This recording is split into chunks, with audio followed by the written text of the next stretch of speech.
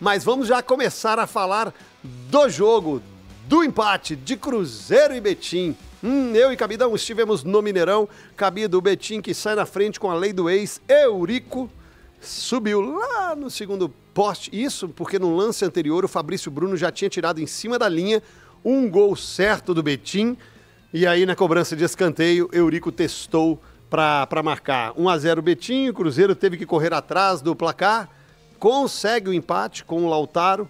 O que você viu? Obviamente num primeiro tempo péssimo, já estou adiantando aqui, e um segundo tempo com algumas mudanças, que principalmente a do Marquinhos, por exemplo, pelo lado direito, e a do Lautaro, que foi o autor do gol, eles acabaram funcionando. O que você viu? Se é que a gente pode falar de jogo.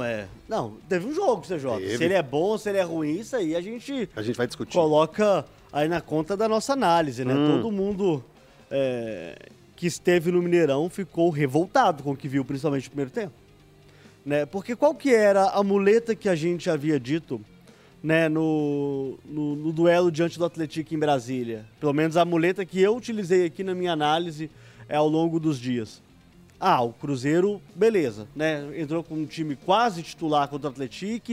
O Atlético é uma equipe que vem fazendo grandes trabalhos nos últimos anos, acabou de acessar a Série B do Campeonato Brasileiro, teve uma pré-temporada menos tumultuada que a equipe celeste, então...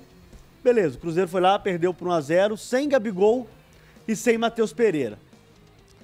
Aí enfrenta o Betim no Mineirão, com um bom público, quase 35 mil espectadores por lá. E o Cruzeiro entra em campo com essas duas peças, né? Tanto o Gabigol quanto o Matheus Pereira. E um jogo horrível no primeiro tempo, CJ. Horrível. Não dá pra se tirar nada desse primeiro tempo, absolutamente nada. E aí a pressão aumenta para cima do professor Fernando Diniz, vendo o Betim desperdiçando oportunidades, né? Não foi só esse lance do Fabrício Bruno, o Betim teve as melhores oportunidades da primeira etapa. Aí o Eurico vai lá e faz o gol no minuto 38. Nesse momento, eu não me lembro de ter visto uma situação tão hostil a uma pessoa como o que aconteceu por parte da torcida do Cruzeiro. Aí eu vou falar por parte, 98,3%, diante do Fernando Diniz. Impressionante como o clima ficou hostil, como o clima azedou, como pesou, como o time do Cruzeiro ele não consegue desenvolver o jogo, uma lentidão na construção.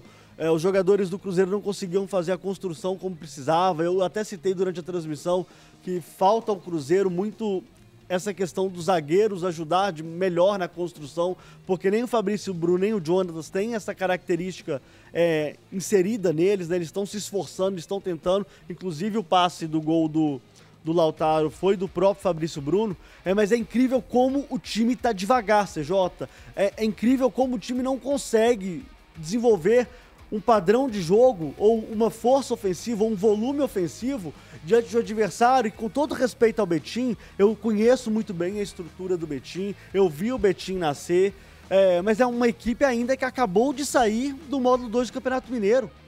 E o Cruzeiro não conseguiu controlar esse time. E quase perdeu o CJ.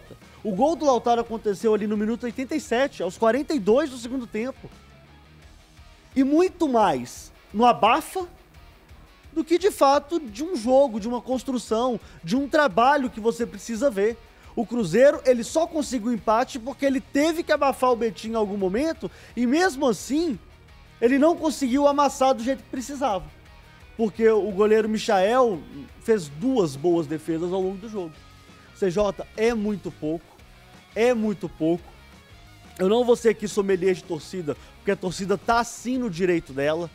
Existe aqui uma situação que ficou desagradável para todo mundo e, na minha opinião, completamente insustentável. A torcida do Cruzeiro não quer o Fernando Diniz como técnico. E sabe o que mais me chamou a atenção?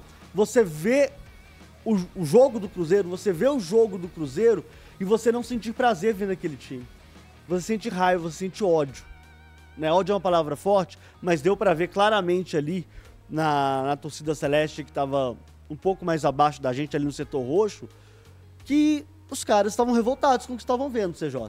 Então, assim, um resultado horrível, horrível, mas poderia ter sido catastrófico se não fosse o gol do Lautaro, mas uma performance vexatória mais uma vez.